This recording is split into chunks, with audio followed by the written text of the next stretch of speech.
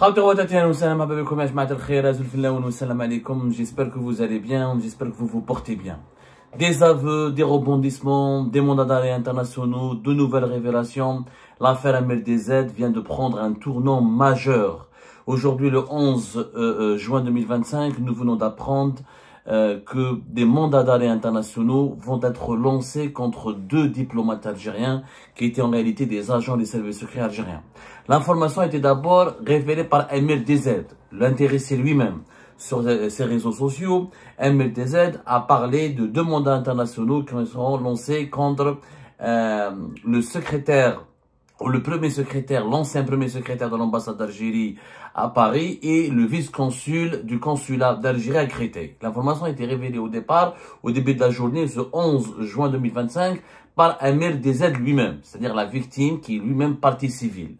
Alors, au départ, nous avons eu du mal à confirmer cette information, mais nous avons pu la confirmer puisque une autre source l'a confirmé plus tard. Il s'agit du journaliste franco-algérien Mohamed Sifawi, qui est devenu le spécialiste de l'affaire MLDZ et le canal le mieux informé sur les évolutions et les tenants et les aboutissements de ce dossier judiciaire et sécuritaire ici en France, puisqu'il avait lui-même confirmé plus tard, Mohamed Sifawi, cette information d'MLDZ, en parlant effectivement de 2 mandats d'arrêt internationaux qui seront lancés à partir de la semaine prochaine.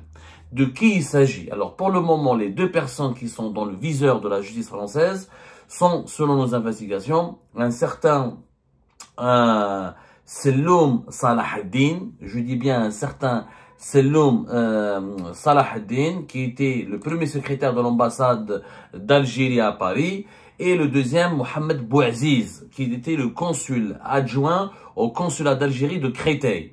Mohamed Bouaziz a le grade de colonel, il est membre des services secrets algériens au sein de la DGDSE, ce qu'on appelle communément la DDSE, la Direction de la documentation de la sécurité extérieure, des services de l'enseignement extérieur. Le premier est aussi un officier, mais il n'a pas de grade de colonel ou de commandant, il aurait un grade plus inférieur, il travaillait comme premier secrétaire de l'ambassade d'Algérie à Paris, il serait lui aussi officier des services secrets algériens. Pour le moment, je vois très précis, MLDZ, Mohamed Sifawi et d'autres sources médiatiques ont confirmé cette information, des sources qui sont bien introduites, qui ont des canaux, qui ont plusieurs sources bien introduites au sein de l'appareil judiciaire français, mais l'instance qui est directement concernée par ce dossier, à savoir le parquet national antiterroriste qui relève du tribunal judiciaire de Paris, n'a encore pas confirmé ni commenté cette information. Il n'a fait aucune annonce. Le parquet national antiterroriste n'a fait aucune annonce. Il n'a pas confirmé, il n'a pas infirmé, il n'a pas commenté. Alors, le fait que ce soit MLDZ et Mohamed Sifawi qui soient les premiers à révéler cette information, c'est qu'un rebondissement majeur. C'est la première fois que des mandats d'arrêt internationaux seront lancés selon ces différentes sources à partir de la semaine prochaine contre des diplomates algériens qui jouissent de l'immunité diplomatique. Donc leur statut de leur immunité diplomatique va se poser. Maintenant qu'ils ont été rappelés, je rappelle que ces 2 personnes ne sont plus sur le territoire français.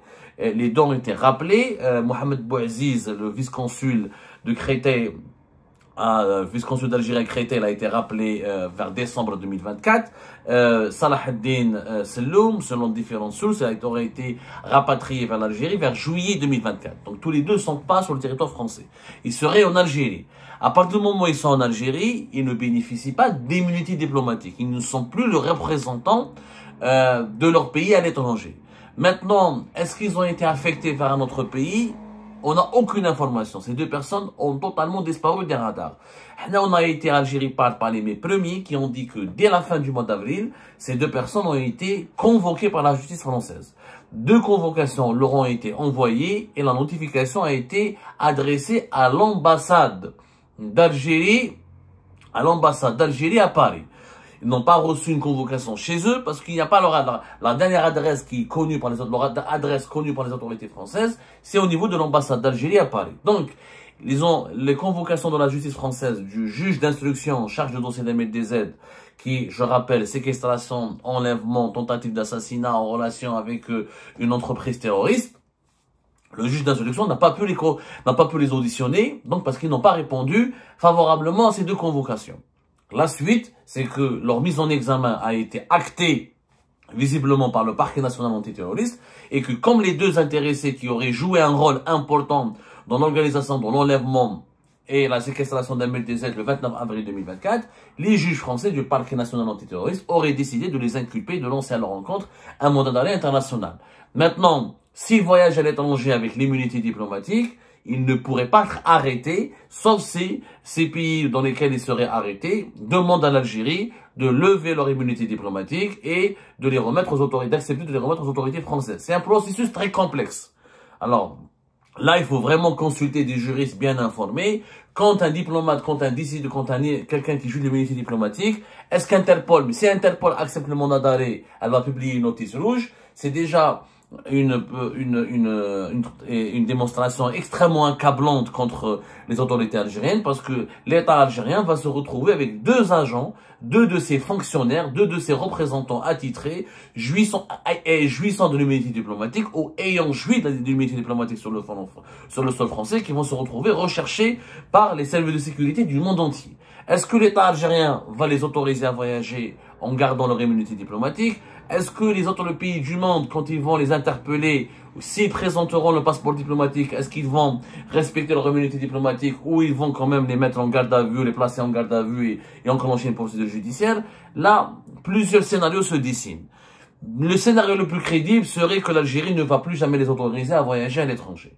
Maintenant, revenons vers Alger. À Alger, nous avons interrogé différentes sources. C'est la même stratégie. La même stratégie de défense, le démenti catégorique et toutes les sources officieuses et proches des autorités algériennes démentent les informations et les révélations qui ont été faites. Elles disent que tant qu'il n'y a pas une source, tant qu'il n'y a pas une instance judiciaire française qui s'exprime, pour l'Algérie, cette affaire est une machination politique, est une machination pour l'Algérie, pour les autorités algériennes, pour les sources proches des autorités algériennes et pour les relais des autorités algériennes. Cette affaire n'est qu'une machination médiatique. La justice française ne s'est pas exprimée officiellement, n'a pris aucune position. Une certaine source nous a même affirmé que les informations révélées par la MDZ ne sont pas sérieuses ni crédibles, puisqu'un juge d'instruction, quand il veut lancer un mandat d'arrêt international, il ne va pas informer la partie civile ou la victime. Une autre source judiciaire à qui nous avons posé la question, elle nous dit non, pas du tout, c'est faisable, c'est possible que le juge d'instruction partage quelques informations avec la partie civile, avec la victime. Donc là, le débat il est ouvert sur les procédures, les processus et les modalités judiciaires, mais quoi qu'il en soit, du côté des autorités algériennes, c'est la même stratégie. Ce n'est pas une affaire sérieuse, c'est un complot, c'est de la machination médiatique, c'est un règlement de compte, c'est une tentative pour salir l'État algérien, pour l'impliquer dans une sale affaire. La justice française ne s'est pas exprimée, sauf que s'il y a des mandats d'arrêt internationaux qui vont être effectivement lancés d'ici la semaine prochaine, il est possible que, à minima, l'AFP va pouvoir confirmer cette information, en citant des sources judiciaires proches du PNAT, du parquet national antiterroriste français, ou peut-être même, il n'est pas exclu que la justice française, que le parquet et le PNAT puissent confirmer cette information dans une déclaration officielle. Si cette information elle est confirmée officiellement, elle aura l'effet d'une bombe. Déjà, le fait qu'elle soit officieuse pour le moment et pas officielle, elle a déjà l'effet d'une bombe. Mais si officiellement les autorités françaises, à travers le PNAT ou à travers l'AFP, qui est l'agence de presse publique de l'État français ici en France, confirment directement cette information, ça va avoir l'effet d'une bombe et cela signifie que dans l'affaire MDZ, l'État algérien, il est grandement impliqué puisque on parle d'un vice-consul et d'un premier secrétaire dans l'ambassade d'Algérie. Ce n'est pas un agent de sécurité, un agent d'accueil, un agent d'entretien. Ce sont, encore une fois, des représentants officiels de l'État algérien. Pour le moment, il n'y a que ces deux personnes qui sont visées par la procédure des mandats d'arrêt internationaux, qui restent à confirmer d'ici une semaine. Il est probable que l'AFP ou une autre source officielle proche du PNAT va confirmer cette information, on va la commenter. Attendons une semaine pour voir. Mais d'ores et déjà, ces révélations sont extrêmement inquiétantes. Face à ces révélations, les autorités algériennes, comme je l'ai dit, ils ont une stratégie de défense qui ne bouge pas. Le démenti, tout balayer d'un revers de main, considérer que tout est un complot, qu'il n'y a pas de preuves, que c'est que des informations fausses, que les autorités algériennes n'ont pas été destinataires d'aucune notification qui affirmerait ou qui inculperait des agents officiels. Je rappelle quand même que depuis le 11 avril 2024, l'adjudant Smaïl R, qui membre des services secrets algériens, la DDS lui aussi, qui travaille au service de visa du consulat d'Algérie à Créteil, est emprisonné quand même. Donc on peut pas, et s'il est emprisonné, c'est que la justice française considère que sa culpabilité comme, ou les soupçons de sa culpabilité comme quasi certains. Donc on ne peut pas dire que toute cette affaire repose sur des machinations. Mais il est vrai que pour le moment, les autorités judiciaires françaises n'ont adopté aucune position. Elles ne se sont pas exprimées, elles n'ont pas confirmé ou infirmé les révélations qui sont faites de part et d'autre, notamment par MDZ lui-même et par Mohamed Sifawi, le journaliste spécial, le canal spécialisé de cette affaire extrêmement complexe. D'autres révélations nous sont parvenues aujourd'hui, qui compliquent des révélations qui compliquent encore davantage les relations entre l'Algérie et la France et qui risquent d'envenimer encore davantage les relations entre l'Algérie et la France, puisque selon différentes sources, Mohamed Sifawi en a parlé dans un article sur Rupture Mag. Nous avons essayé de confirmer, de vérifier cette information. On a contacté des sources proches du dossier MLDZ qui nous ont confirmé effectivement que visiblement un certain Michel C, qui serait là, rappelez-vous, l'affaire MLDZ, elle a eu 2 épisodes, 2 volets.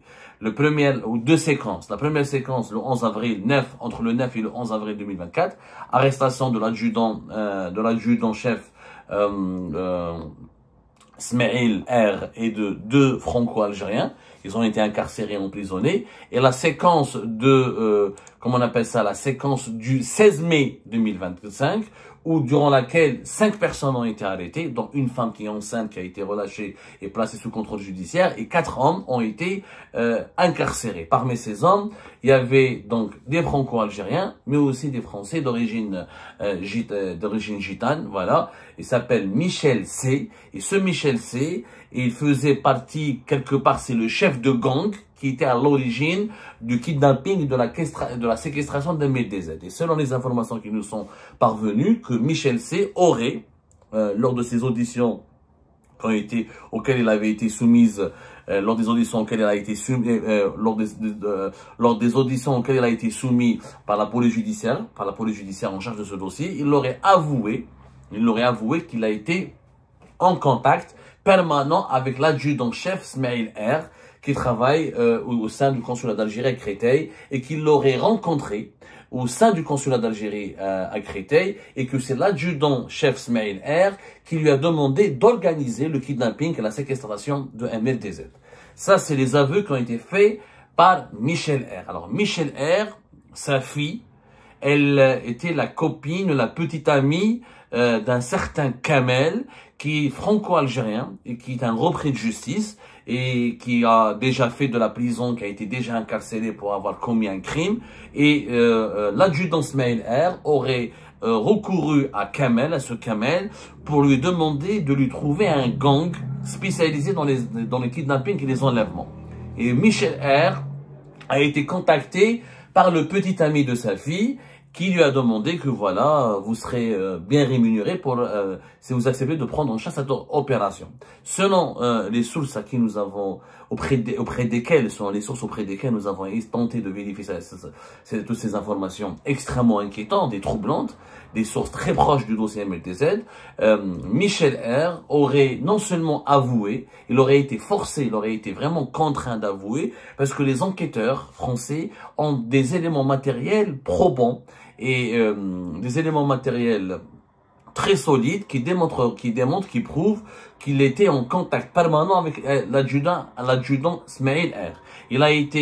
Son téléphone a borné au sein même du consulat d'Algérie à Créteil. C'est-à-dire qu'il s'est rendu à un rendez-vous au sein même du consulat d'Algérie à Créteil. Il était plusieurs fois dans les parages de domicile d'MLDZ avant son enlèvement.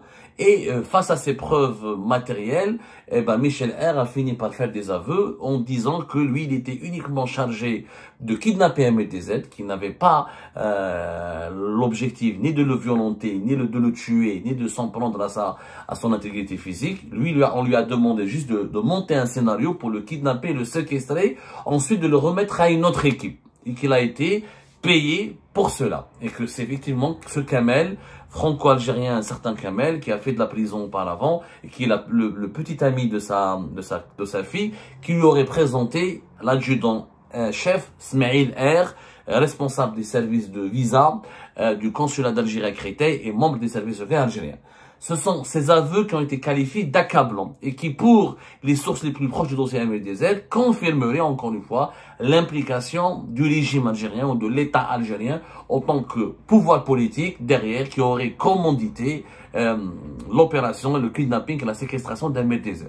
Face à ces révélations, les sources algériennes, toujours les mêmes réactions, démenties catégoriques en considérant que les informations sortent de l'imaginaire de leurs auteurs et qu'elles n'ont pas été ni communiquées, ni confirmées, ni inscrites dans un quelconque dossier judiciaire. Ça reste à confirmer encore une fois, puisque là, on attend toujours les évolutions de l'enquête judiciaire et ce qu'elle pourra nous dire sur ce point-là. En tout cas, si ces aveux sont vrais, et beaucoup de sources nous assurent et nous attestent qu'elles soient vraiment vraies. D'ailleurs, des perquisitions ont été menées, de l'argent liquide aurait été retrouvé dans les domiciles de l'un des 4 personnes, des hommes 4 hommes qui ont été emprisonnés, incarcérés le 16 mai 2024. Des armes ont été aussi retrouvées. Donc, ces aveux de Michel R confirmeraient, et j'utilise le conditionnel en l'absence, encore une fois, je suis très prudent pour rester objectif en l'absence d'une confirmation et d'un commentaire officiel de l'autorité judiciaire française. Les aveux de Michel R confirmeraient que le commanditaire de l'opération MLDZ serait un agent officiel de l'État algérien. Maintenant, face à ces révélations, on ne peut qu'avoir froid. C'est des révélations qui font froid au dos. En toute sincérité, on ne peut que s'inquiéter légitimement et on ne peut que se poser la question suivante. Jusqu'à quand l'affaire MLDZ va durer encore et quels seront les mystères et les secrets dont elle va nous dévoiler dans les prochains jours. Et jusqu'à quand la stratégie de défense des autorités algériennes ne va pas bouger d'un iota, à savoir rester dans le démenti, dans le déni total, en accusant toujours, en évoquant toujours des machinations médiatiques et des machinations et des complots médiatiques ourdis contre l'Algérie de la part de certains lobbies français hostiles totalement aux intérêts algériens en France. Cette stratégie de défense, elle pose question. À un moment donné, je pense que la transparence sera de mise, que des explications devront être fournies, que que les avocats de l'adjudant-chef Smaïl R devraient peut-être s'exprimer sans violer le secret d'instruction. Ça serait bien qu'on nous dise pourquoi Smaïl R a été emprisonné, et pourquoi l'Algérie ne parle plus de cette affaire, pourquoi Selloum Salah ad-Din ne s'est pas rendu à cette convocation judiciaire en France, puisqu'on estime qu'il est innocent, qu'il n'a rien à se reprocher. Pourquoi Mohamed Bouaziz a été rapatrié en urgence au mois de décembre 2024, s'il n'a rien à se reprocher. Pourquoi les 2 officiels algériens jouissant de leur immunité diplomatique, est-ce qu'il n'y avait pas un mécanisme judiciaire qui aurait pu leur permettre de répondre à la convocation des juges français sans craindre une incarcération, puisqu'ils seraient titulaires de l'immunité diplomatique? Ça, toutes ces zones d'ombre restent à éclaircir encore. C'est une affaire extrêmement complexe. Ce n'est pas du droit commun. Quand l'immunité diplomatique, les représentants d'un État, les dimensions, les statuts officiels d'un État est évoqué et cité, cela signifie quand même que nous sommes face à une affaire géopolitique, à une affaire, un scandale d'État, carrément. Donc ce n'est pas une simple affaire judiciaire.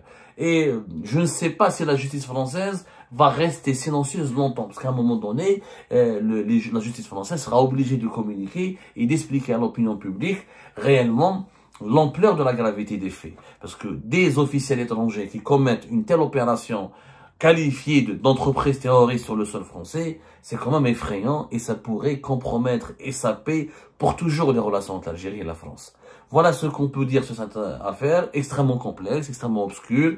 Nous voulons rester objectifs encore une fois. On ne cherche à accuser quiconque, ni à salir quiconque. Nous voulons uniquement la vérité, rien que la vérité, pour que l'opinion publique algérienne et française puisse connaître enfin ce qui s'est réellement passé dans cette affaire MLDZ. Que les vrais coupables rendent des comptes, que les vrais coupables soient jugés et que la vérité éclate enfin pour qu'on puisse enfin passer à autre chose. Et j'espère que de part et d'autre, la justice pourra faire son travail dans la sérénité, que les vrais coupables de l'affaire MLDZ seront tous identifiés, et qu'ils seront tous jugés, parce que ce qui s'est passé avec MLDZ, c'est extrêmement grave. On peut ne pas aimer MLDZ, on peut ne pas l'apprécier, on peut ne pas être d'accord avec lui, mais en aucun cas, en aucun cas on doit cautionner ce genre de comportements criminels qui sont des comportements terroristes. Ni l'Algérie, ni la France, aucun pays au monde n'aurait accepté que sur son territoire,